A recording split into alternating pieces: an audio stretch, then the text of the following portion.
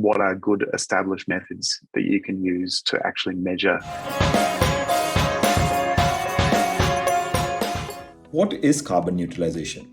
Let's hear it from James Chin Moody, the co-founder and CEO of Sendle.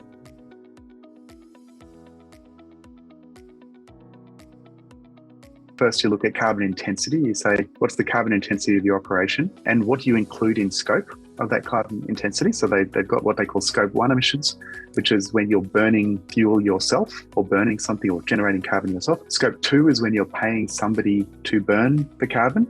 So, for example, you pay your electricity company to burn carbon, or you'll pay your driver to burn carbon.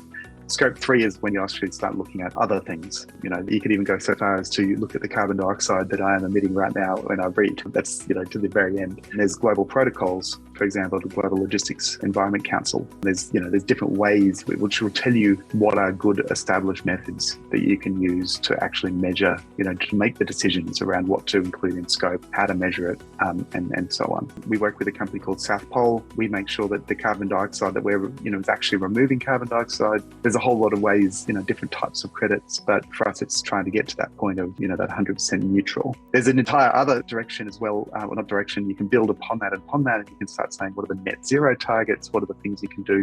That probably goes into even further detail. Every kilogram of carbon we produce through a delivery, we take a kilogram of carbon back out of the air. Thank you for listening to OneQuestion with Rushit. This is your host, Rushit Shah, and see you in the next episode.